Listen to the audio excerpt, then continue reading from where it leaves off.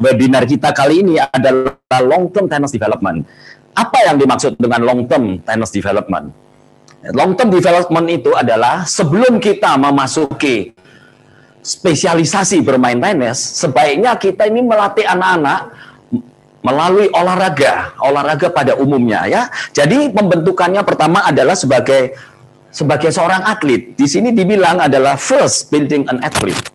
Ya, jadi filosofi first an athlete little specialist itu menawarkan kepada kita suatu pilihan teori di mana kita bisa membina anak-anak ini yang berbakat, yang menonjol melalui pendidikan, keterampilan gerak dasar secara utuh atau secara holistik dengan fokus pada kesehatan dan kegembiraan. Ya, jadi mereka fun and enjoy. Jadi tidak ada gunanya kalau kita melatih sudah dari awal anak-anak diarahkan ke latihan-latihan yang sudah terstruktur. Anak-anak kecil khususnya anak-anak umur 6-10 tahun sampai 12 tahun tidak perlu berlatih hal-hal yang yang sudah di-set. Jadi mereka harus holistik secara alami berlatih. Kenapa? Karena dengan cara mereka berlatih secara holistik, secara alami yaitu melalui permainan. Partisipasinya di dalam berbagai macam olahraga atau aktivitas tubuh yang bermacam-macam itu akan menghasilkan suatu physical intelligence. Physical intelligence itu adalah kecerdasan fisik.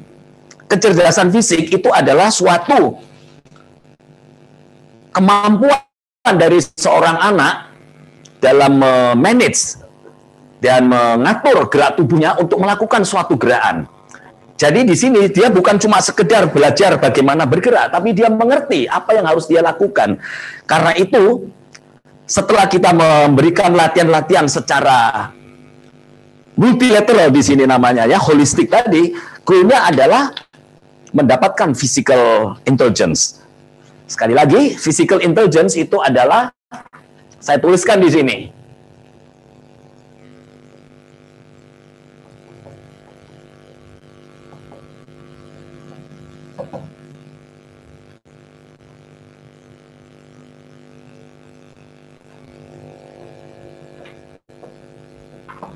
Di dalam ilmu tenis, kecerdasan fisik atau physical intelligence ini disebut juga body sensation.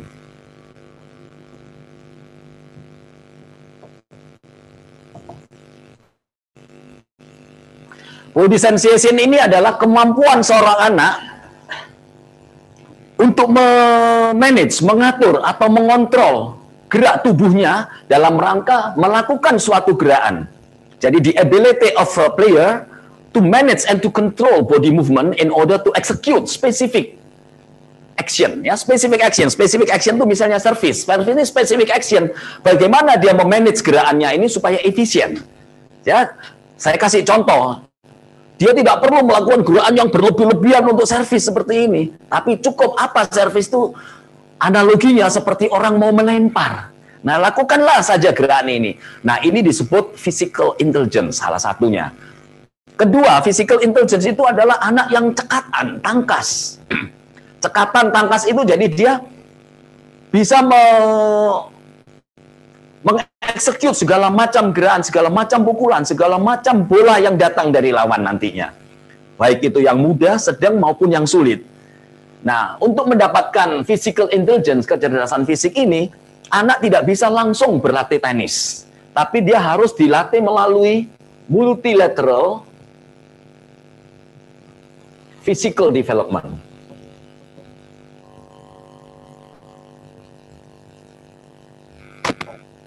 Ya, multilateral physical development ini melalui partisipasi pada banyak olahraga atau kegiatan bermacam-macam aktivitas tubuh.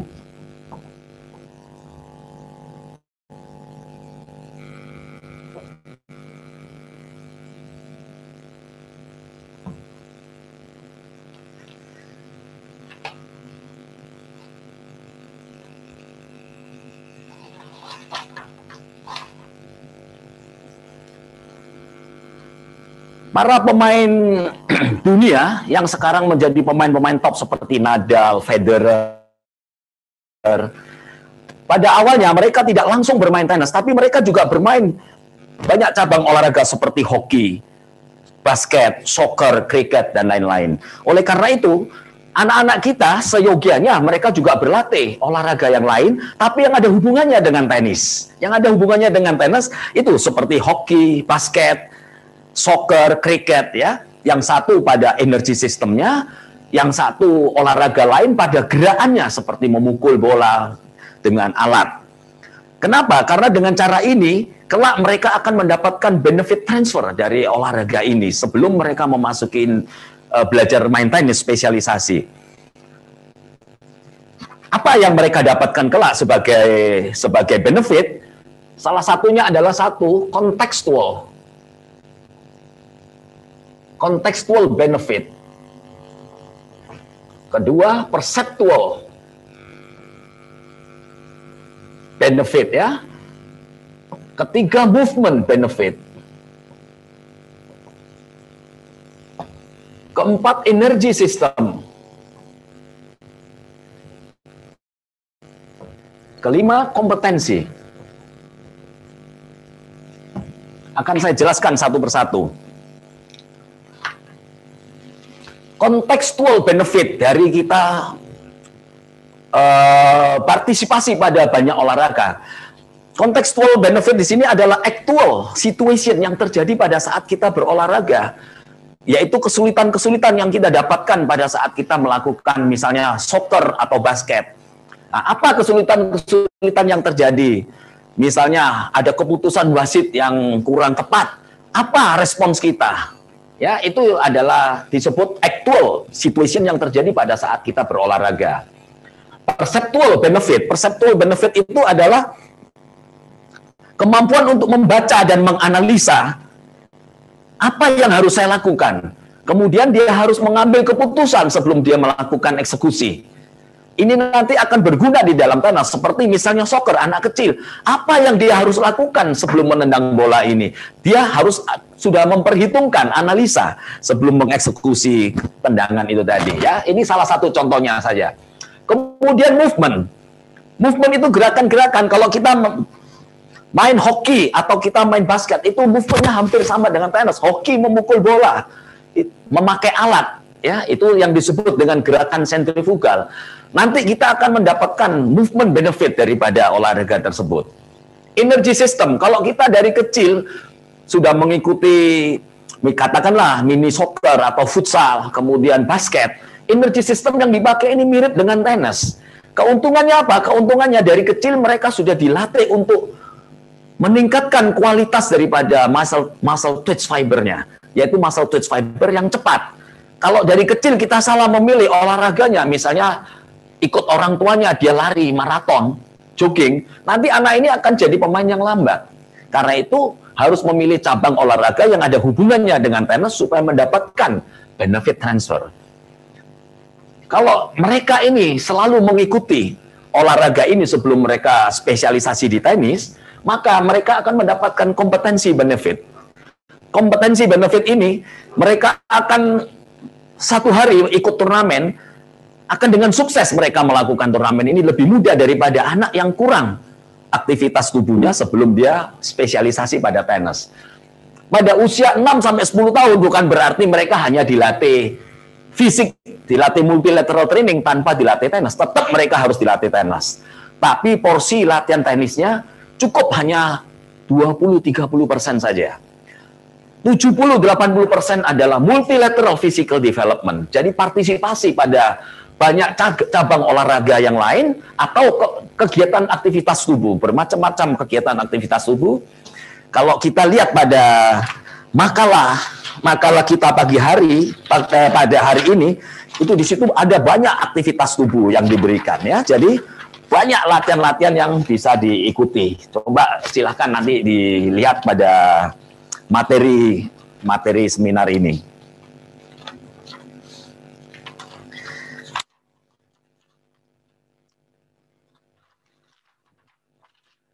Sampai saat ini masih banyak organisasi olahraga di dunia maupun guru-guru, pelatih-pelatih olahraga yang masih memfokuskan muridnya ini menghabiskan banyak waktu hanya pada satu cabang olahraga. Misalnya kalau kita ngomong tenis, ada anak-anak yang usianya masih di bawah 12 tahun, tapi mereka sudah tiap hari bermain tenis. Nah, aktivitas seperti ini tidak banyak bermanfaat untuk tenis. Ini akan menyebabkan anak-anak ini mudah mendapatkan cedera. Ya, karena itu kita mulai sekarang harus mulai mempersiapkan anak-anak dengan latihan multilateral training. Pilihlah olahraga lain atau kegiatan aktivitas tubuh lain yang bisa membangun seluruh tubuh. Seluruh tubuh mereka ini artinya mereka tidak hanya dilatih pada bodinya saja, tapi mereka dilatih juga pada cara berpikirnya. Jadi mereka mengerti, ya, penjelasan-penjelasan ini tadi membuat anak jadi cerdas, mengerti apa yang harus mereka lakukan. Tentu untuk melaksanakan ini kita perlukan tahapan-tahapan. Ya. Perlu tahapan sesuai dengan kelompok umurnya, sesuai dengan tingkat kesulitan. Tingkat kesulitan di sini adalah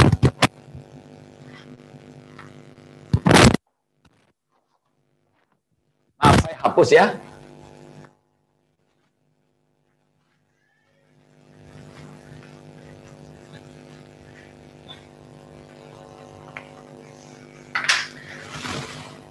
Ada anak-anak kelompok 12 tahun ke bawah. Usianya sama, 10, 11, 12 tahun. Kelompok umurnya sama.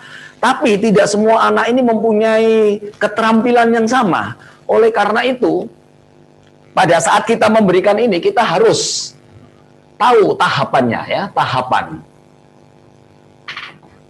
Melatih itu dasarnya harus yang mudah dulu.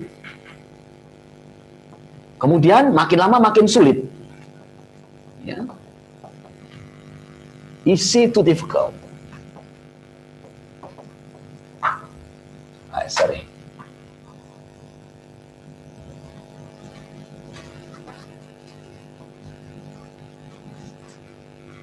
Sebagian kecil sampai keseluruhan.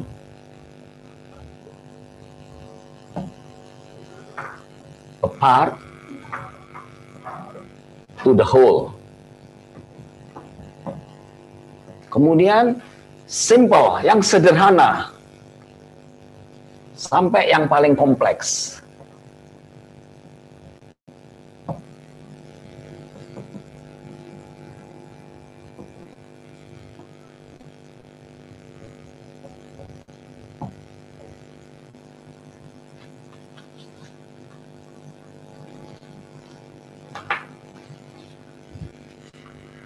Jadi tidak setiap anak bisa melakukan suatu gerakan yang kita ajarkan. Karena itu kita harus berikan yang mudah dulu. Bagaimana yang mudah?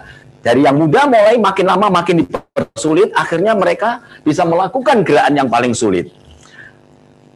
Dengan cara ini, anak-anak akan mudah mengadaptasi latihan yang kita berikan dan membuat mereka tidak bosan karena banyak variasi, ya. Tidak membosankan karena banyak variasi dan mudah mengadaptasi karena kita sajikan dari yang mulai yang termudah sampai yang sulit.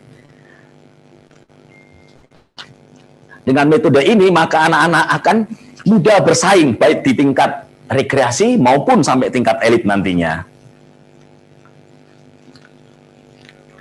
Kemudian, filosofi of building first an athlete, later a specialist menyajikan suatu cara yang praktis tentang what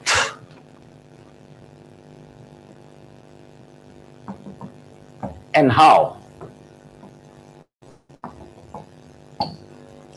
Ya, kalau tadi kita ngomong tentang tahapan, sekarang apa tahapannya itu? What? Program. What di sini adalah program. Program apa yang akan kita berikan? Program itu harus realistis, sesuai dengan usianya, sesuai dengan tingkat keterampilan anak-anak. Jangan memberikan latihan yang terlalu sulit, yang tidak bisa dilakukan.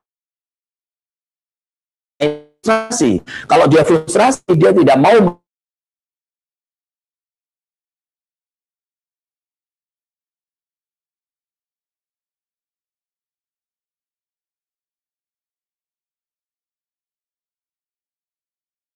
ada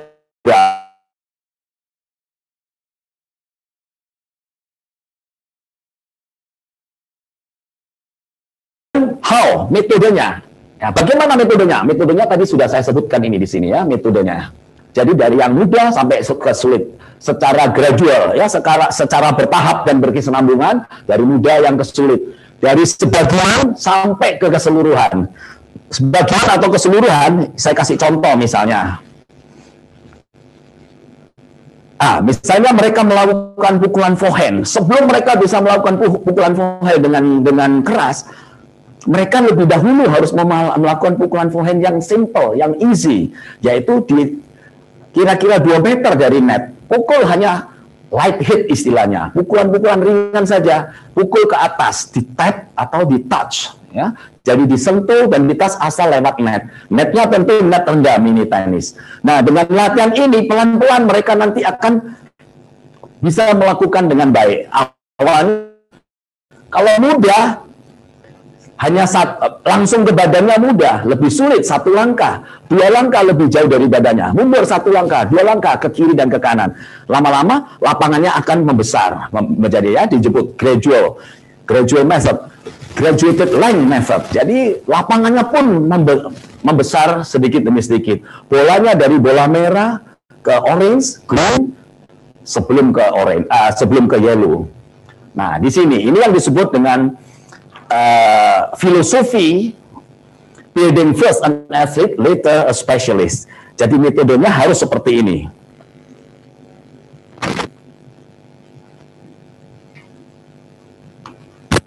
Ya, ini salah satu contoh dari tenis. Kalau contoh dalam olahraga lain, tentu olahraga fisik itu harus membangun dari overall physical ability. Agar mendapatkan kecerdasan overall physical ability itu bagian atas, upper extremities, bagian tengah, kemudian kaki di bawah. Cara bergeraknya berbeda-beda karena fungsinya adalah berbeda. Ya, tangan di atas ini fungsinya adalah untuk melakukan gerakan-gerakan eksentrik konsentrik, seperti melempar. Melempar itu gerakan eksentrik. Waktu dia melepas bola ini konsentrik. Nah, kalau bagian tengah ini berputar, ya, berputar. Kaki yang di bawah ini untuk melakukan gerakan flexion, extension. Berarti harus spesialisasi bermain tenis. Sebaiknya kita ini melatih anak-anak melalui olahraga pada umumnya, ya. Jadi pembentukannya pertama adalah sebagai the objective of training. The objective of training, 1 itu tentu purpose. Kedua,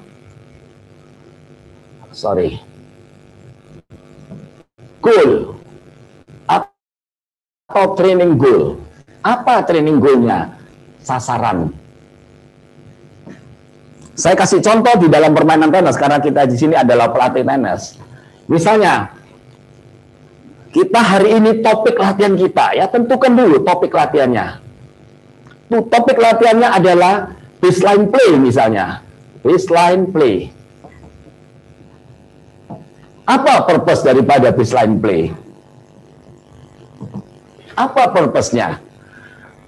Kalau kita main di baseline, tidak bisa kita hanya mukul bola asal pukul, tepak dari baseline ke baseline. Supaya anak kita ini pandai melakukan baseline rally, baseline play, maka purpose-nya adalah rhythm. Ya. Jadi yang utama adalah rhythm. Rhythm ini adalah berbeda-beda speed, ya, berbeda-beda rhythm, spin dan speednya. Jadi mereka harus bisa memukul bola top spin, slice atau flat. Ya, di sini spin ini bisa top spin, bisa underspin atau slice. Speed ini flat. Purpose-nya ini. Sekarang goal-nya. Apa goal-nya? Goal ini tidak boleh terlalu muluk-muluk. Goal-nya ini harus realistis. Anak-anak kecil tidak bisa mukul bola 10 kali, 15 kali tidak boleh mati. Itu monoton. Nah, kalau kita mau melatih ritme, mereka tidak boleh gagal. Katakanlah goal-nya adalah 3 pukulan pertama, ya. 3 pukulan pertama tidak boleh mati. 3 pukulan pertama itu harus bisa. 3 pukulan pertama, misalnya tentukan pukulan pertama 1 flat misalnya, yang kedua slice, yang ketiga top spin.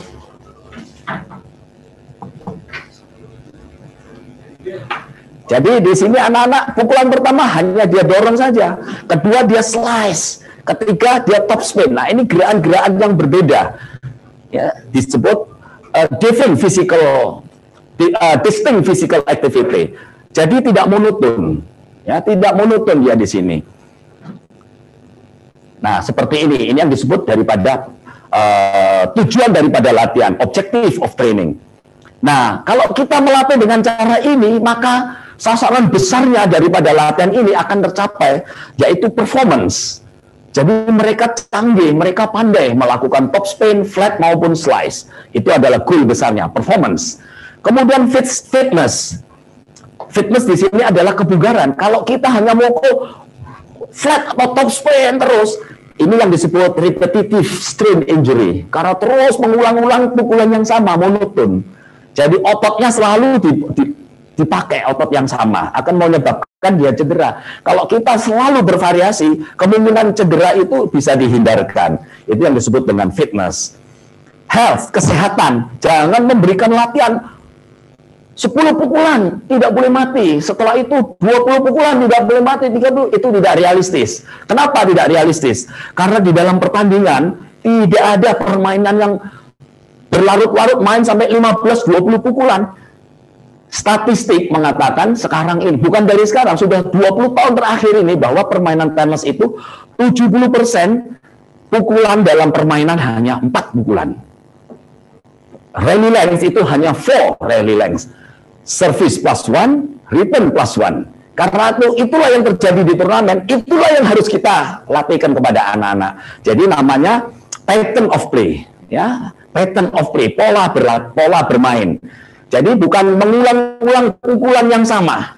Jadi mulai sekarang saya sarankan agar menghindari latihan yang monoton, yang diulang-ulang dan terlalu panjang. Cukup 3-4 pukulan. Kalau kita memberikan target 5 pukulan berbeda-beda, tidak bisa. 10 pukulan tidak boleh mati, tidak bisa. Anak ini akan frustrasi dan dia akan boring, ya. Bosan. Kemudian dia akan ogah-ogahan berlatih, akhirnya tidak akan maju dia. Inilah topik yang tujuan daripada latihan. Ada 3 tujuannya, yaitu performance, fitness, and health.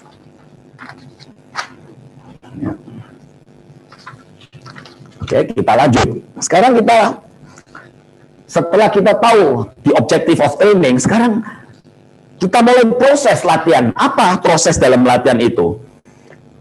Penampilan puncak seorang atlet hanya bisa dicapai kalau rencana latihan itu disusun dengan sistematis, ya, disusun dengan sistematis, dengan tahapan-tahapannya dan bervariasi sesuai dengan kebutuhan atlet. Ya, jadi tidak bisa kita datang ke lapangan, anak datang langsung kasih bola, di drill dari basket, itu tinggalkan, itu sudah lama, sudah kuno. Jadi kita harus tahu, misalnya kita melatih 4-5 anak, masing-masing anak beda kebutuhannya. Bagaimana 4-5 anak ini bisa kita penuhi semua kebutuhannya? Latihan itu harus direncanakan, harus disusun sedemikian rupa supaya saling mengisi, complementary. Saya kasih contoh.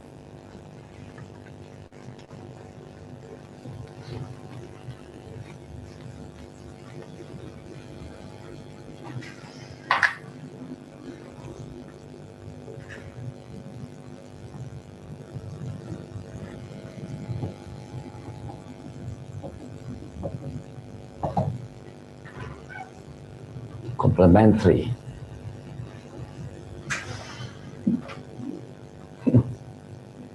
Complementary, saling mengisi, saling melengkapi. Jadi kalau ada satu anak memukul ground stroke, yang lain mestinya volley. Kemudian yang satu anak misalnya melakukan approach shot, yang lain tentu harus passing shot.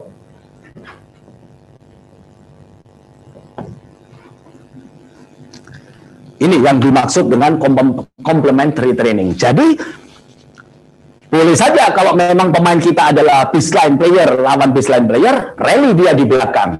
Rally di belakang sudah saya contohkan tadi, harus changing rhythm, tidak boleh satu irama pukulan yang sama diulang-ulang terus-menerus. Nah, inilah dia latihan yang terprogram dengan tersusun dengan sistematis, Semua latihan ini diperlukan speed. Karena tenis itu sifatnya adalah speed. Dia bilang, in tennis, speed is the king.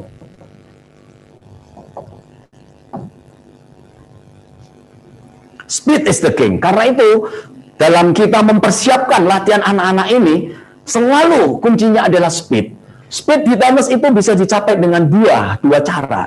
Bukan dicapai dengan dua cara. Speed di tenis itu ada dua faktor, ada dua kategori, ya, ada dua jenis. Yang pertama itu adalah ball speed.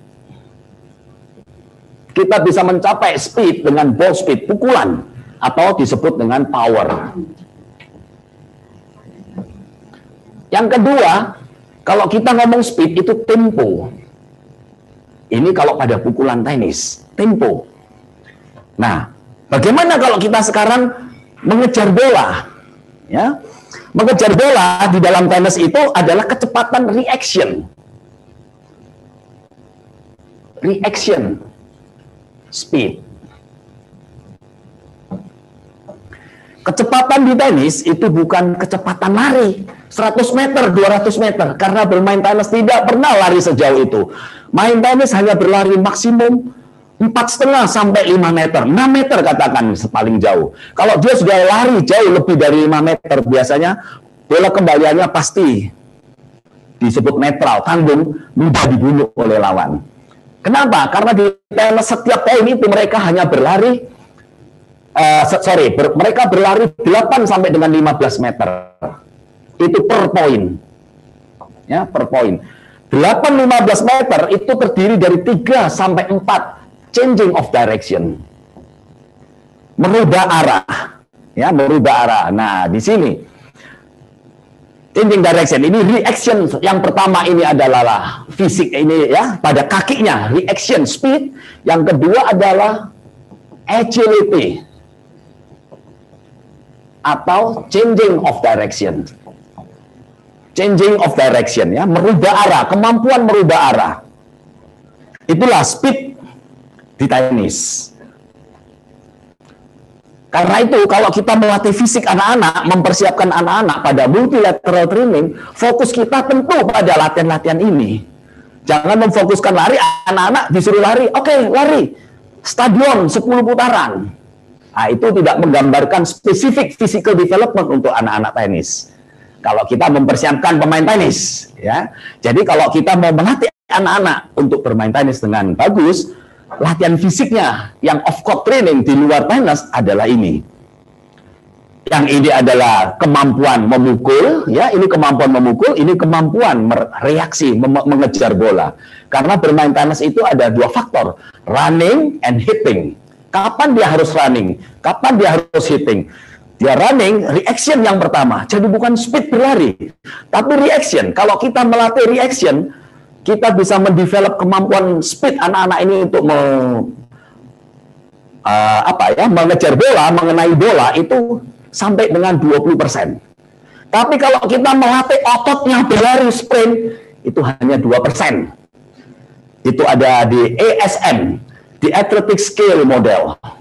Ya, itu research 15 tahun dilakukan research di situ. Jadi, untuk melatih kecepatan pada tenis bukan pada ototnya, bukan pada kekuatannya, tapi adalah reaksi mata, yaitu yang disebut perception ability atau anticipation. Itu yang paling penting di dalam tenis. Karena itu untuk melatih multilateral ini bukan lari di track ya, bukan lari di track 100 meter, 200 meter, itu tidak akan banyak membantu. Oke?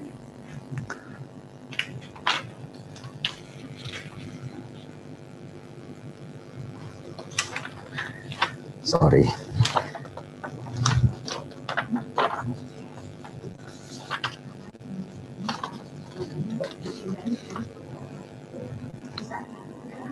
Ya. Sekarang kita terus. Nah, untuk bisa melatih anak-anak nantinya bisa melakukan permainan tenis dengan baik, maka kita ini memerlukan melatih attributes daripada anak-anak ini. Attributes itu adalah apa? Sesuatu yang mereka miliki, kemampuan physical ability yang mereka miliki. Itu biasa disebut dengan biomotor, ya. Biasa disebut dengan biomotor.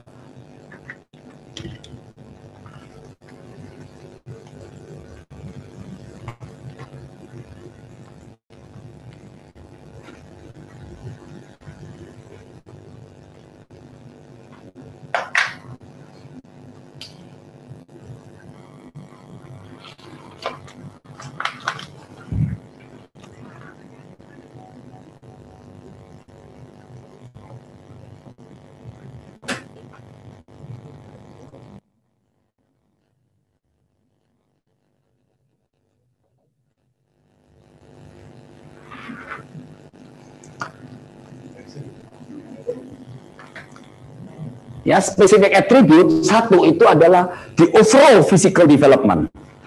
Pertama adalah overall physical development atau yang disebut dengan multilateral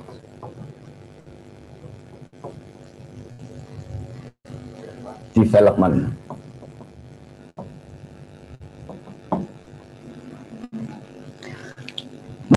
Multilateral development ini bisa dicapai kalau anak-anak berpartisipasi banyak cabang olahraga sebelum dia memulai spesialisasi bermain tenis, atau kalau dia sudah mulai bermain tenis, pelatih di lapangan ini harus bisa menyiapkan suatu latihan tentang bermacam-macam kegiatan fisik, ya, physical distinct activity, ya. Physical distinct activity itu adalah misalnya dia berlari. Berlari itu bukan hanya berlari satu kaki maju ke depan, berlari bisa mundur ke kiri ke kanan. Ke kiri ke kanan itu bisa cross step, gabungan daripada cross step dan side step. Ya, bisa juga dia melakukan gerakan quickness, ya, yang disebut quickness dalam ilmu kepelatihan, ya, ilmu kepelatihan fisik.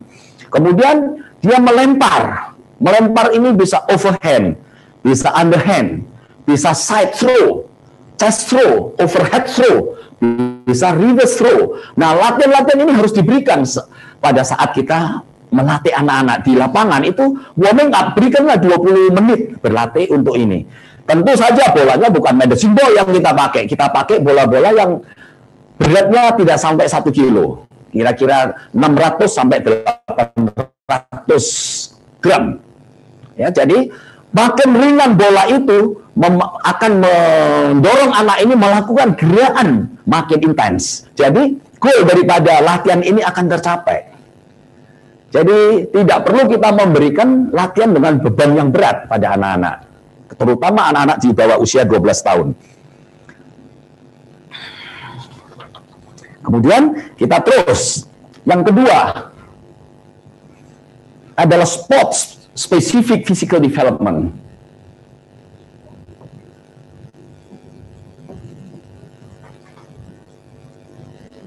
Sport specific physical development, ya.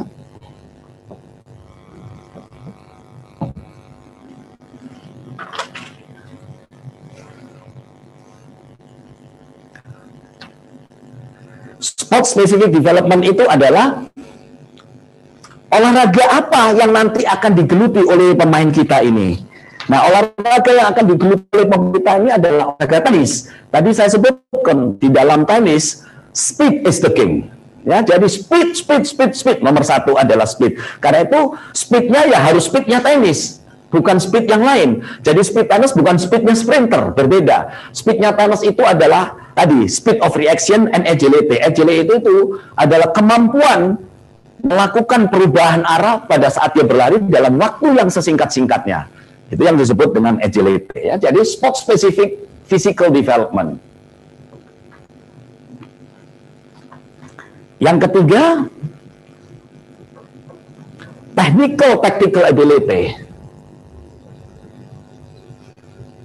technical, tactical skills atau ability.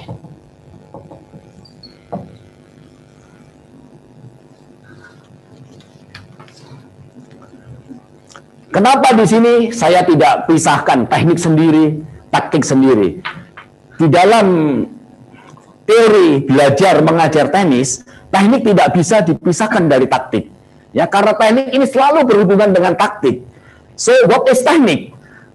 Teknik itu selalu diawali dengan niat, kemauan, tujuan. Ya, jadi dalam bahasa Inggris, teknik itu selalu dimulai dengan intention.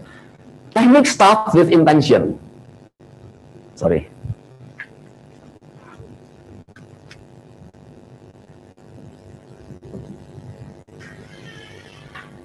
Teknik always starts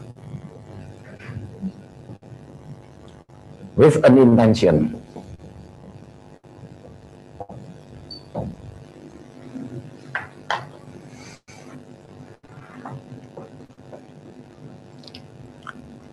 Kalau kita tidak punya niat, tidak punya tujuan, teknik apa yang bisa kita lakukan? Tidak tahu. Ya, karena itu jangan mengajar anak-anak tahu-tahu kasih bola pukul untuk apa? Jadi tujuannya yang nomor satu. Ya, tujuannya nomor satu. Teknik always starts with an intention. Karena itu melatih teknik ini harus melalui fungsi-fungsi daripada pukulan. Fungsi-fungsi daripada pukulan. Karena itu in developing teknik harus bisa mengcombine all function within techniques. All function within techniques, ya. Jadi to combine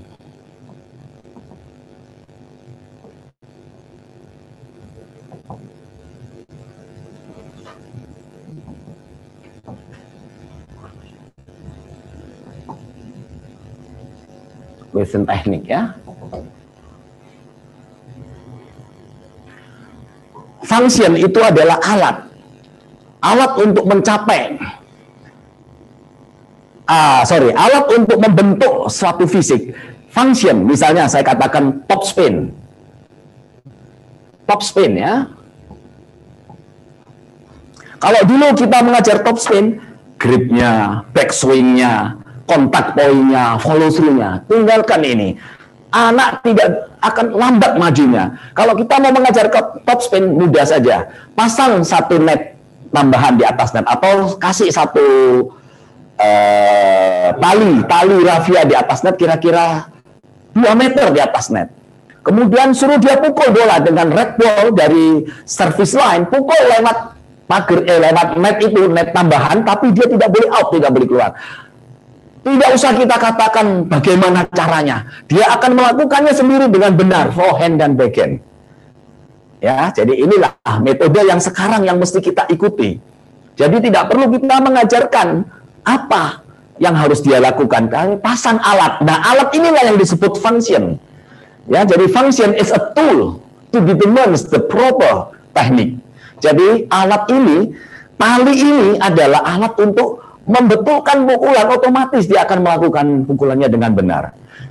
Ini yang disebut dengan external focus. Kalau kita membetulkan gripnya, backswingnya, ya dibatasi harus sekian, follow through harus sekian, itu disebut internal focus, tidak akan banyak membantu kemajuan anak. Dan anak tidak akan bisa melakukan pukulan dengan natural, karena dia dibentuk oleh pelatihnya. Yang membentuk pukulannya itu harus adalah intention and function yang akan membentuk pukulan anak. Ya, kalau kita melatih function menggunakan, kalau kita melatih teknik menggunakan function, ya, maka kita akan mendorong anak ini untuk menentukan sendiri bentuk pukulannya, to force the players shaping the form. Jadi bukan kita yang menunjukkan, oh, backswingnya harus di sini, follow through-nya harus di sini. No.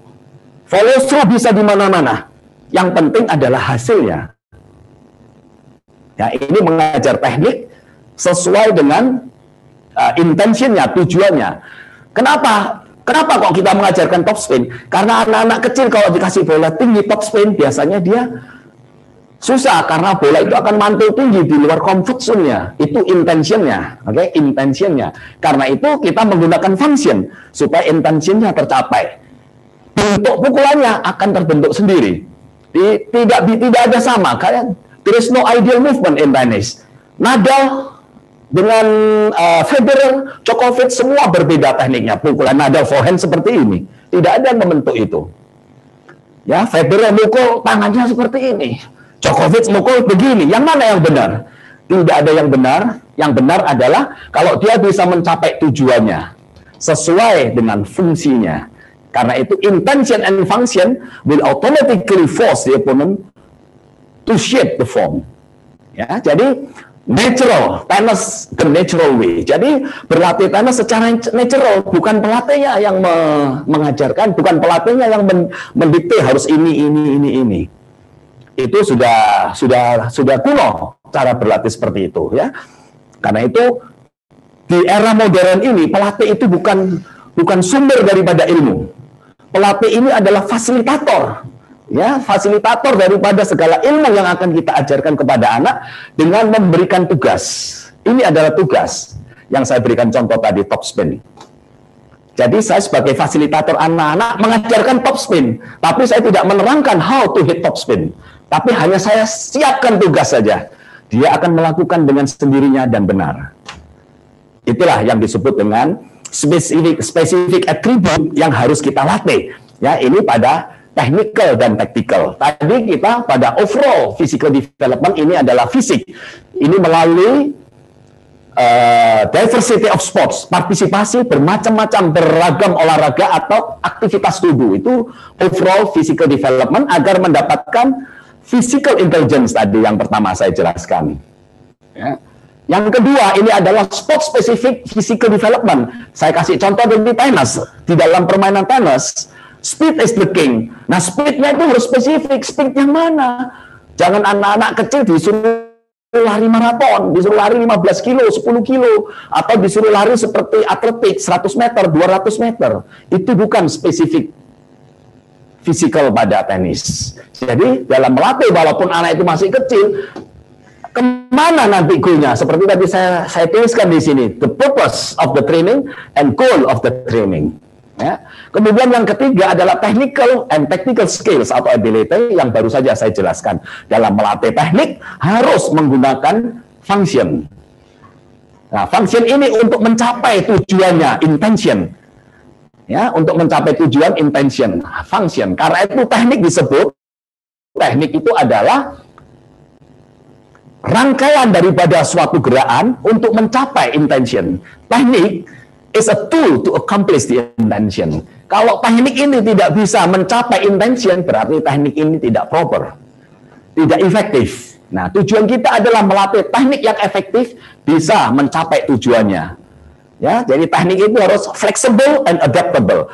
Flexible itu bisa melakukan sesuai dengan fungsinya. Adaptable itu bisa mencapai sasarannya. Jadi the proper technique, the effective technique is technique that able to achieve the tactical goal, the tactical objectives. Itu teknik yang benar. Jadi, wah itu pukulannya salah. Tidak boleh pelatih ngomong itu pukulannya salah. Itu pukulannya salah, tapi menghasilkan poin. Tidak salah itu. Jadi bukan bentuknya, tapi efektivitasnya. Ya.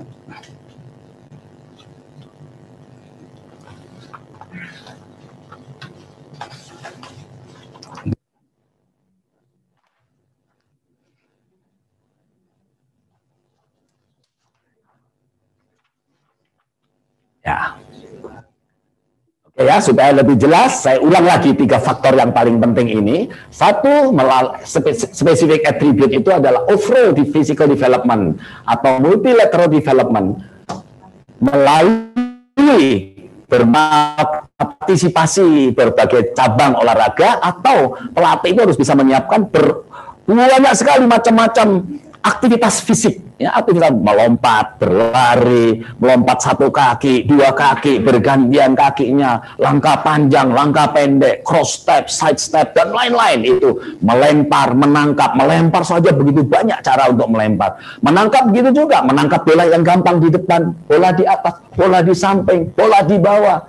Ini yang harus di-create oleh pelatih dalam melatih, mempersiapkan latihan fisik multilateral development, di mana anak-anak ini akan disebut overall physical development. Jadi seluruh tubuhnya ini jadi kuat.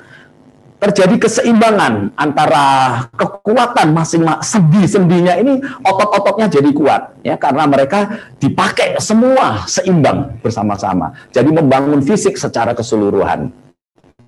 Kalau kita cuma bermain tenis hanya tangan kanan saja yang dipakai.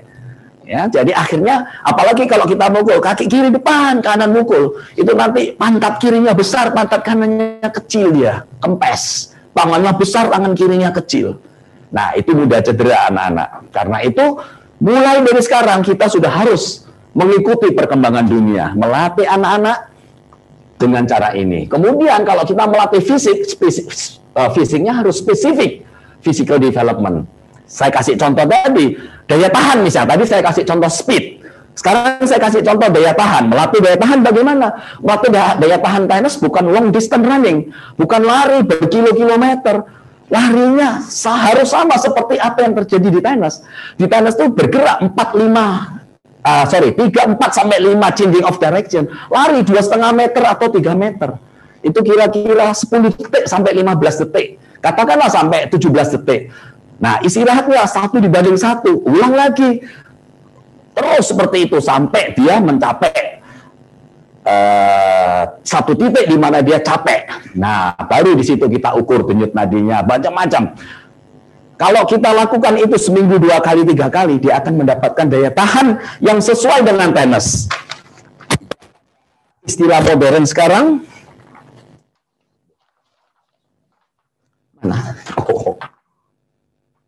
disebut HIIE, ya, high intensity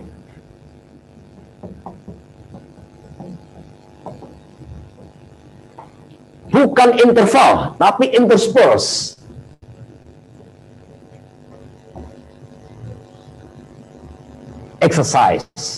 Exercises. Orang lain boleh pakai ini, HIIT, High Intensity Interval Training. Tenis bukan interval training. Interval training itu tetap tentu. Lari 100 meter, recovery 100 meter. Ya, lari 200 meter, dia jogging 200 meter. Tetap tentu, di tenis tidak ada tetap tentu. Kalau kita berikan latihan ini, denyut nadinya akan naik turun dia. Ya, panjang pendek, berikanlah latihan panjang pendek sesuai dengan tenis. 10 detik itu, less than 10 detik, kurang daripada 10 detik itu 70%. 20% di atas 10 detik sampai dengan 15 detik. Kemudian 10%-nya antara 15 detik sampai dengan 20 detik. Nah, kita acak aja sendiri di mana. Jadilah satu latihan. Exercise-nya, terserah Anda apa exercise-nya. Tapi prinsipnya seperti ini. 10 detik 70%, 10, 15 detik 20%, 15, 20 detik 10%. Itulah yang terjadi di dalam pertandingan tenis.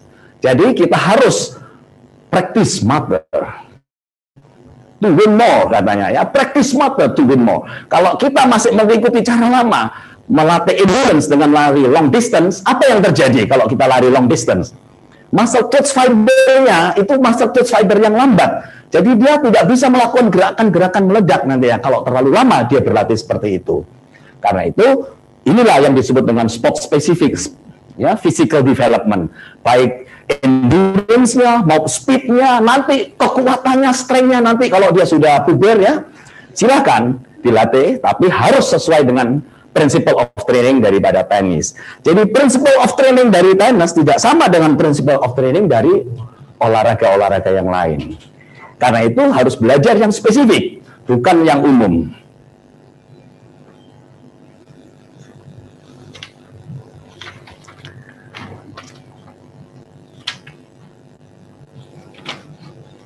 Ya. Ini yang paling penting ya, specific attribute. Di sini specific attribute ada 6. Di sini ada psychological characteristic, health maintenance, yang lain, yang satu lagi adalah injury resistance and theoretical knowledge. Saya tidak akan membahas ini terlalu banyak karena saya bukan psikolog. Bisa saya bahas ini, tapi panjang. Nanti di kesempatan yang akan datang kita akan bahas tentang apa itu yang disebut dengan karakter psychological characteristic, health maintenance and injury system, atau theoretical knowledge.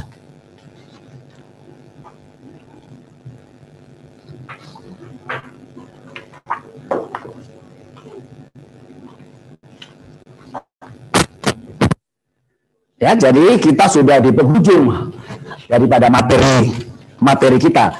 Sekarang saya akan tunjukkan perbandingan antara multilateral training dengan spesialisasi, training spesialisasi, early specialization.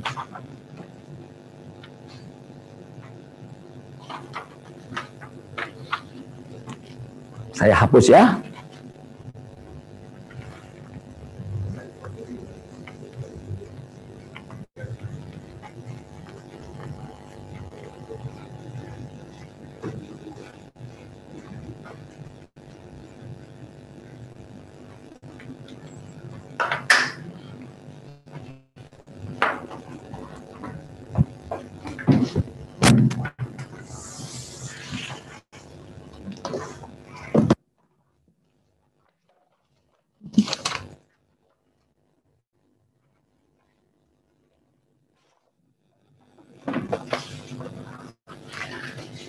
Maaf, saya tidak hafal karena itu saya harus baca di sini daftarnya ya. Pada multilateral development,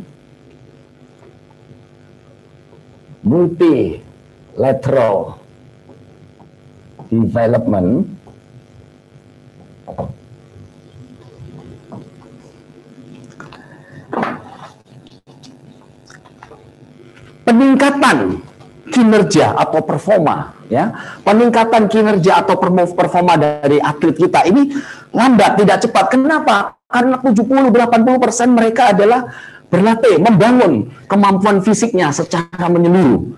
Dia hanya bermain olahraga spesialnya hanya 20-30% saja. Ya, karena itu dia akan lambat performance-nya, ya.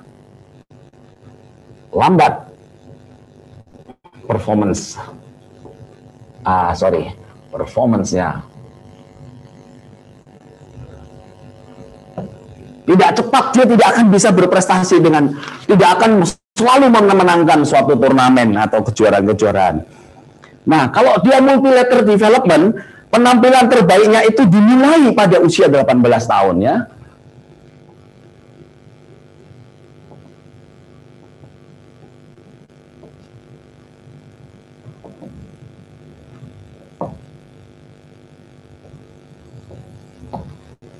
(16 sampai 18 tahun). Pada usia ini prestasinya akan konsisten.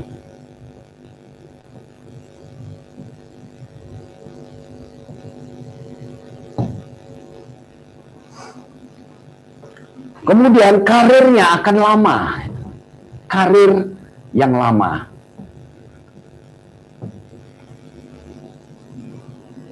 Dan dia tidak akan banyak cedera. Sedikit cedera. Cedera ini tidak bisa kita hindarkan. Suatu saat atlet kita, walaupun dia multilateral development, pasti dia akan kena cedera.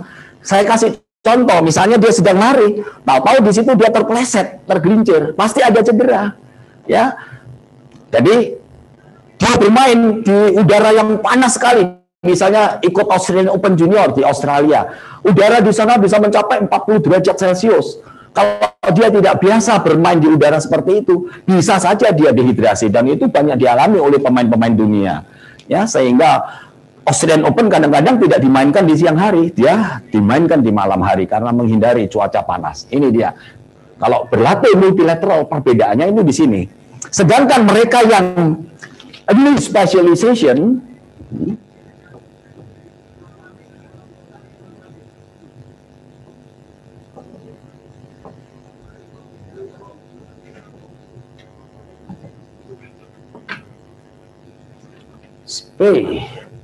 spesialisasi awal dini, spesialisasi dini, ya.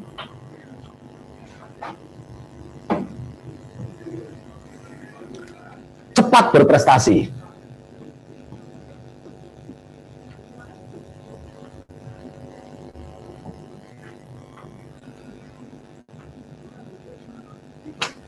Kenapa dia cepat berprestasi? Karena dia sudah fokus pada olahraga yang dia geluti, ya. Karena itu cepat beradaptasi, cepat adaptasi. Karena spesialisasi.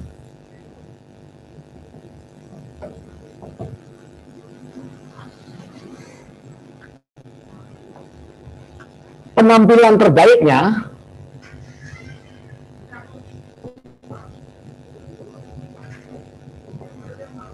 pada usia 16 tahun, 15-16 tahun. 15-16 tahun. Kalau pada multilateral, penampilan terbaiknya prestasi dimulai. Ya, dimulai pada usia 16 sampai 18 tahun. Tapi kalau you berlatih spesialisasi dini, spesialisasi awal, penampilan terbaiknya akan dicapai pada usia 15-16 tahun. Dan biasanya kalau Anda early specialization akan banyak mendapatkan cedera. Karena mendapatkan cedera, prestasi yang tidak konsisten. Tidak konsisten.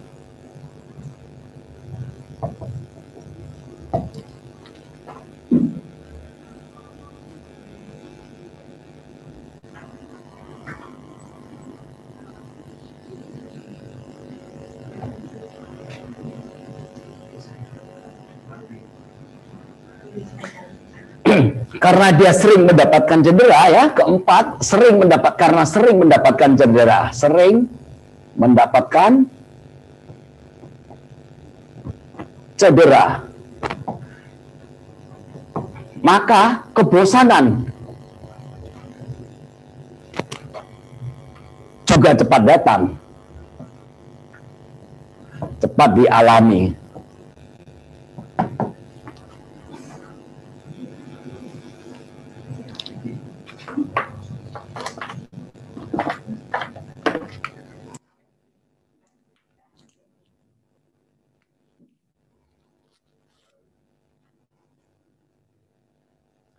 Biasanya kalau di early specialization ini, mereka hanya mundur atau burn out, ya, di sini stress, burn out pada usia setelah 18 tahun. Perhatikan prestasi anak-anak kita ini. Banyak sekali atlet-atlet kita di usia 16-18 tahun. Setelah itu hilang dia. Tidak lagi bisa berkompetisi di kompetisi senior, baik internasional maupun nasional maupun internasional. Ya, karena itu tahapan-tahapan inilah yang harus kita lalui, harus kita berikan kepada anak-anak didik kita supaya kita mempunyai anak-anak yang karirnya nanti panjang, lama, ya, karirnya panjang atau lama. Dengan melalui multilateral development early specialization later. Inilah topik webinar kita kali ini. Saya rasa sudah cukup sekian, maka saya menunggu mungkin ada pertanyaan-pertanyaan kali ya yang akan oke, silakan. Pertanyaan pertama dari Pak Dwi Susantoro, waktu ini berlangsung. Bagaimana melatih anak bila main melawan kelompok umur di atasnya? Contoh si anak baru naik kelompok 14 melawan anak yang sudah lama di tahun 14. Bagaimana melatih anak bila main melawan kelompok umur di atasnya? Contoh si anak baru naik tahun 14 melawan anak yang sudah lama di tahun 14. Jadi anak itu usia 12, itu lawannya 14. Nah, itu kan kita harus membuat analisa dulu. Ya, kalau kita tidak punya analisa di mana kemampuan anak kita ini, ya kita tidak bisa langsung mau menang, tidak bisa. Jadi kita harus punya analisa dulu komprehensif. Saya hapus ya.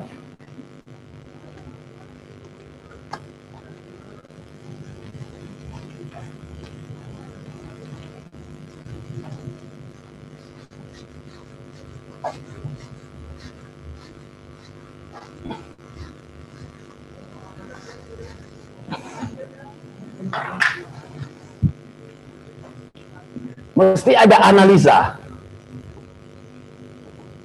Analisa yang komprehensif.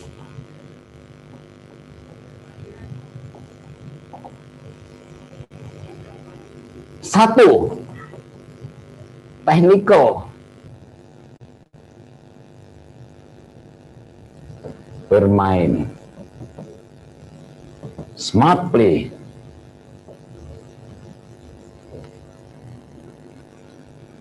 Jadi kita sebagai seorang pelatih harus mengerti anak ini pandai nggak bermain.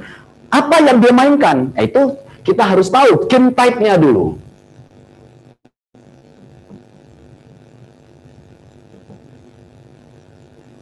Pemain kita, ya, player, kita sebut saja player pemain kita, versus lawannya, ya, lawan, opponent.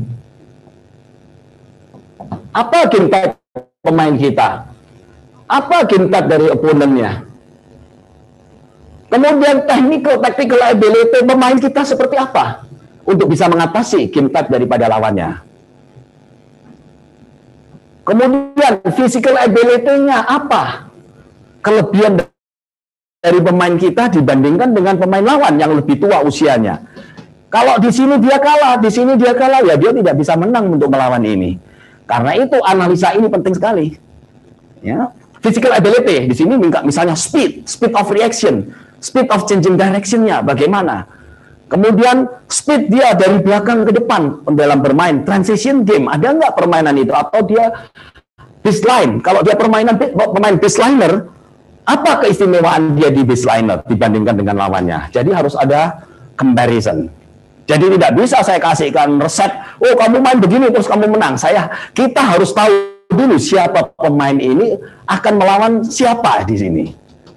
Ya, secara umum tidak bisa. Jadi harus spesifik. Siapa lawannya, siapa pemainnya. Itu.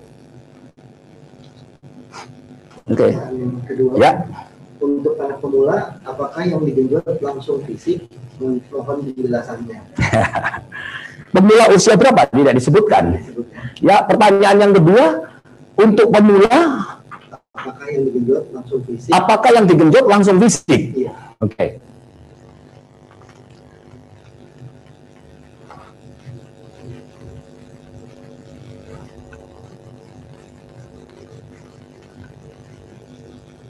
Tadi sudah saya sebutkan bahwa berlatih itu harus terencana, ya, sistematik.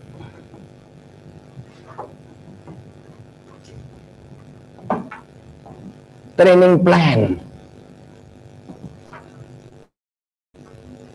Satu, tentu usianya. Berapa? Kemudian apa yang harus dilatih? Apa itu adalah programnya?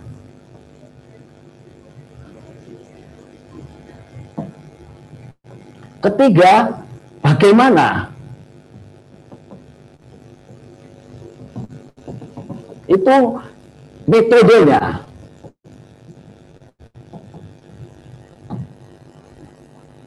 Untuk melatih pemula, melatih anak-anak U12 misalnya berbeda dengan melatih anak-anak U14, tidak sama dengan anak-anak U14. Anak-anak U14 ini biasanya sudah puber, ya, sudah puber. Kalau dia sudah puber, dia perlu dilatih endurance. Kalau anak-anak di U masih di bawah 12 ini, kita latih speed yang spesifik tenis, ya, speed untuk tenis.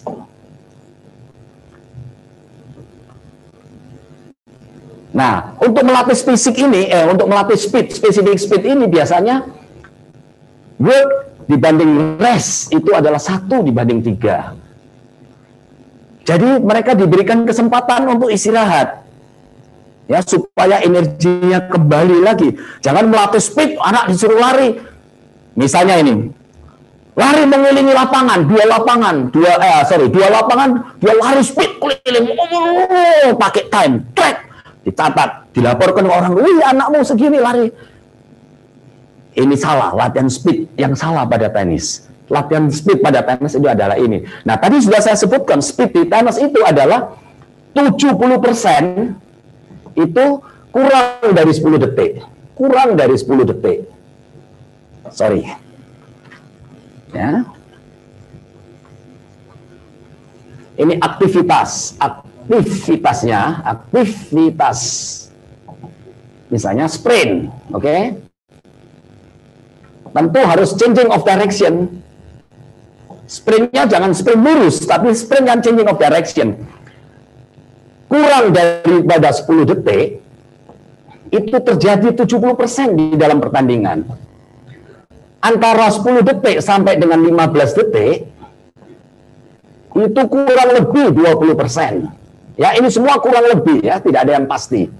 Kemudian antara 15 sampai ke atas, itu ya kira-kira 20 sampai 30 detik, itu hanya 10% saja. Nah, kita harus acak. Gimana ini 10 ini ya, supaya anak tidak terlalu lelah.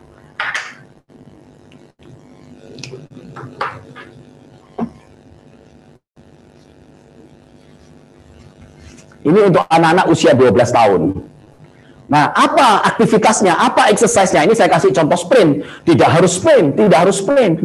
Ya, misalnya dia berlari 1-2 langkah ke sana, dia pukul, 2-1-2 langkah dia speed ke depan, dia drop shot.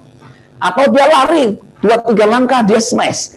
Jadi 3 pukulan. Dia lari ke samping pukul, dia lari ngambil drop shot ke depan, dia mundur smash. Itu juga latihan speed spesifik itu untuk tenis. Ya.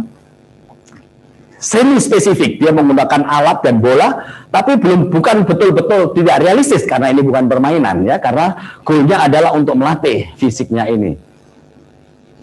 Berapa banyak? Ya, berapa banyak?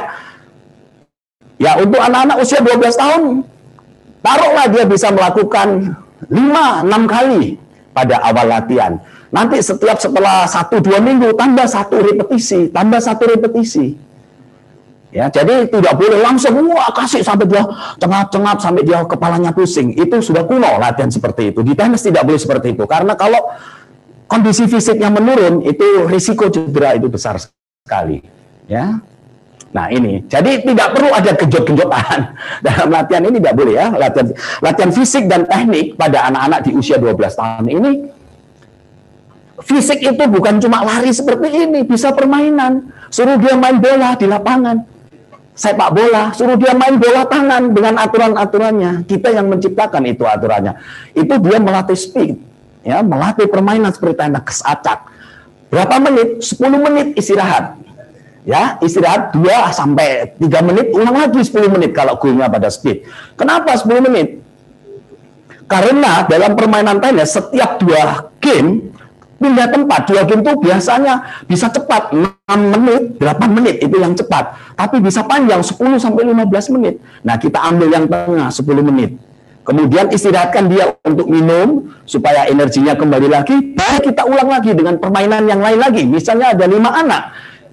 Suruh dia berlari seperti permainan kucing dan tikus. Kucingnya ngejar tikus. Ya, jadi mereka setelah ini dia berhenti, lari lagi sana. Ini seperti tenis yang disebut high intensity intersport exercise. Ini dia melatih speed, tapi dengan permainan, tidak harus dengan speed lari-lari, wah seperti atletik. Itu membosankan, ya. Dan itu tidak realistis. Ini dia. Untuk pertanyaan yang kedua. Ya. Pertanyaan ketiga dari Mas Irfan Semarang.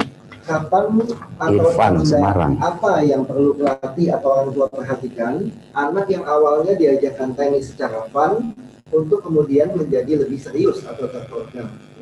Coba ulang sekali lagi, Beb. Ya. Kapan atau tanda apa yang perlu pelatih atau orang tua perhatikan anak yang awalnya diajarkan tenis secara fun untuk kemudian menjadi lebih serius atau terprogram? Anak umur berapa? Tidak disebut. Tidak disebut. Tandanya. Tandanya fun, terus kemudian harus lebih serius. Pengen lebih serius, tanda-tanda apa yang kita tidak bisa tanda-tanda dari kita.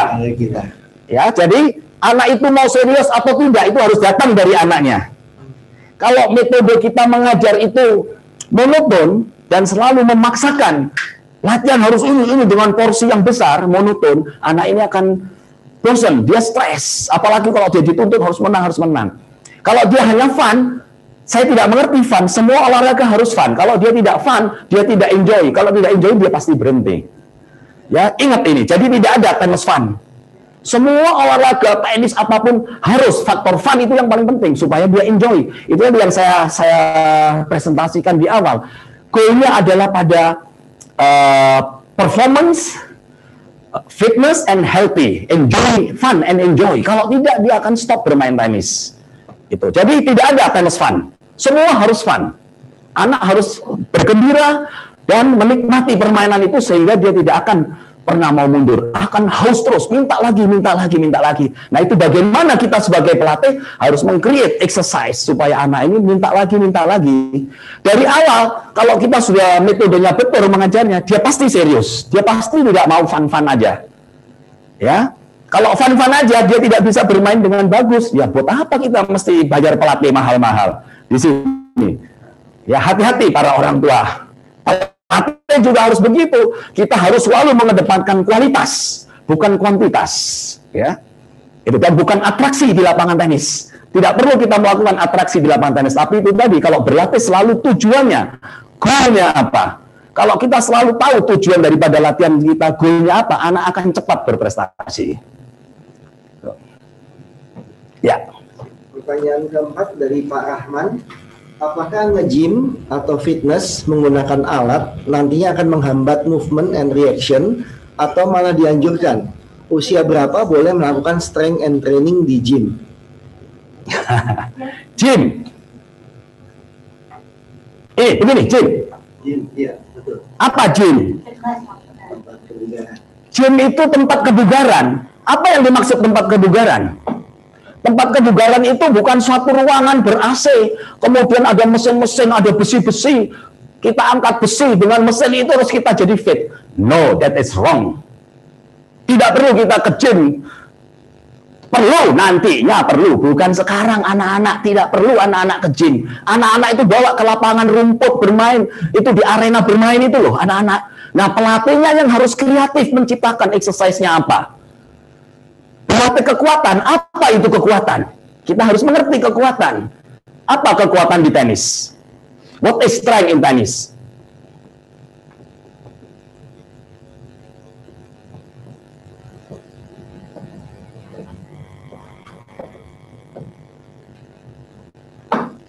Kalau Anda ngomong gym, di situ mesin mengangkat beban, itu bukan strength untuk tenis. Strength untuk tenis itu adalah kemampuan seorang anak untuk meng-create speed, ya, supaya dia bisa mengontrol gerakan tubuhnya, melakukan lari cepat, memukul bola dengan cepat. Dia bisa mengontrol, itu diperlukan kekuatan. Jadi kekuatan di tenis itu bukan untuk memindahkan beban, bukan untuk bertarung seperti competitive sport, MMA misalnya. Kalau you tidak sangat kuat, dia tidak kuat, you ditekan patah. Karena itu you perlu kekuatan di sana, kekuatan yang absolut. Tapi di tenis tidak perlu itu. Jadi untuk anak-anak usia di bawah 14 tahun tidak perlu ke gym angkat besi. Cukup mengangkat berat badannya sendiri. Ya, cukup mengangkat berat badannya sendiri, dan tenis itu diperlukan kekuatan yang eksplosif, bukan kekuatan yang slow. Kalau kita angkat besi dapat kuat kita tapi slow. Ya, oke. Kalau latihan besi katanya menghadap ke, oh tidak, latihan besi tidak menghambat kalau kita bisa utility training daripada angkat besi. Apa berikutnya? Nah ini tentu harus diawasi oleh seorang yang ahli, seorang yang expert. Siapa yang expert di Indonesia pada tenis untuk ini? I don't know.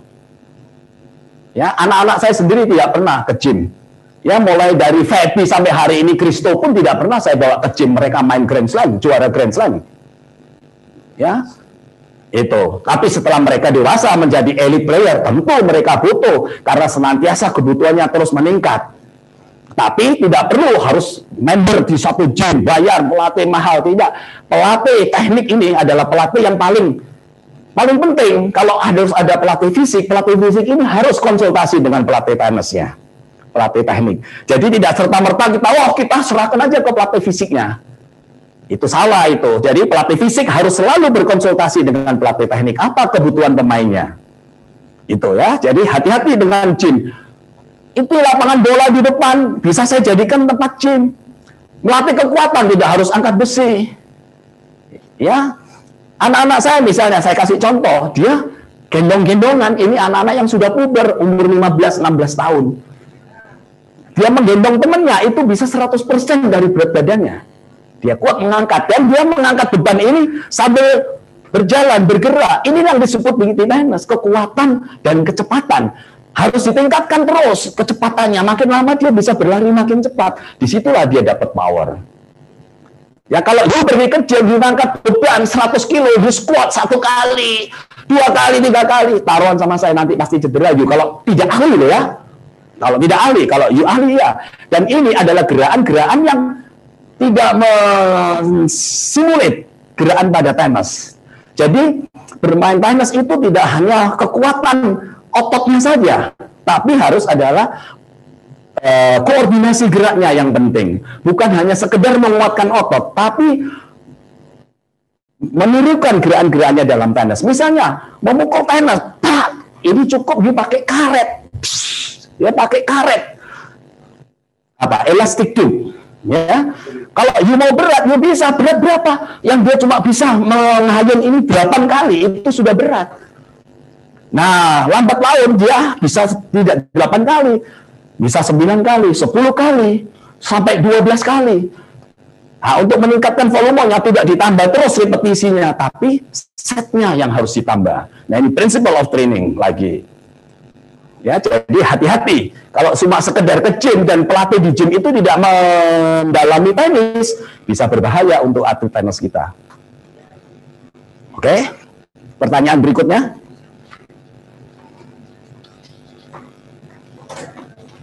Ada yang nanya lagi dari Pak Kimba, Jakarta Selatan. Pak, mohon info lebih jelas. Di awal pelatih Pak Deddy Prasetyo menyebutkan bahwa biarkan anak menemukan pukulannya sendiri. Dicontohkan tentang top spin dengan tali di atas net. Apakah nanti gerakan yang salah tidak diarahkan akan membentuk karakter pukulan yang kurang pas dan menyulitkan kembali untuk readjust? Pertanyaan bagus. Gerakan yang salah, gerakan yang bagaimana yang menurut Anda benar? Tidak ada gerakan yang salah. Ya, there is no ideal movement.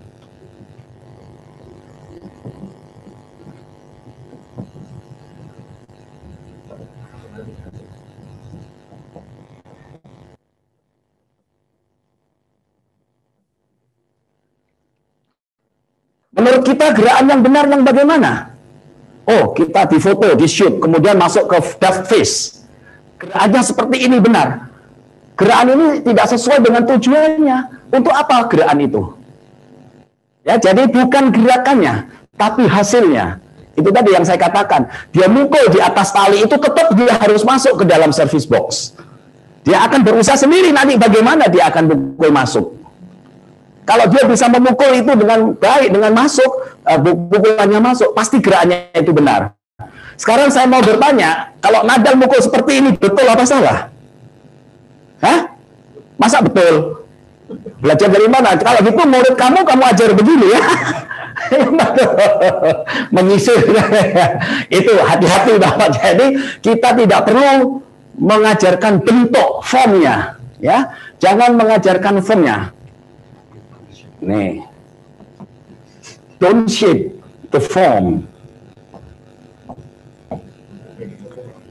Shaping the form ini adalah intention and function. Jadi natural way. Ya. Itu. Masih ada pertanyaan? Ya. Pak Cahyono. Cahyono mana ini? Apa akibatnya anak junior KU 8 tahun ke bawah belajar tenis bolanya tidak sesuai, pakai bola yang biasa orang senior pakai, tapi bolanya sudah gembos semua buat latihan anak junior?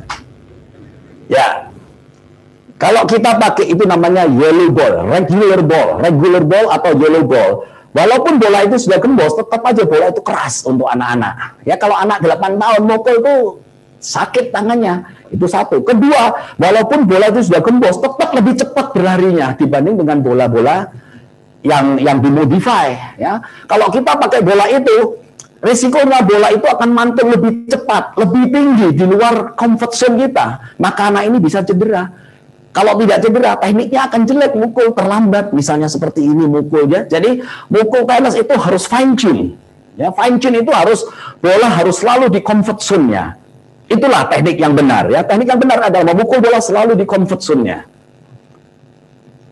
Ya, kalau dia memukul bola tidak di comfort zone, misalnya memukul bola seperti ini, nah ini dia tidak memukul dengan benar. Ini yang harus dibenarkan.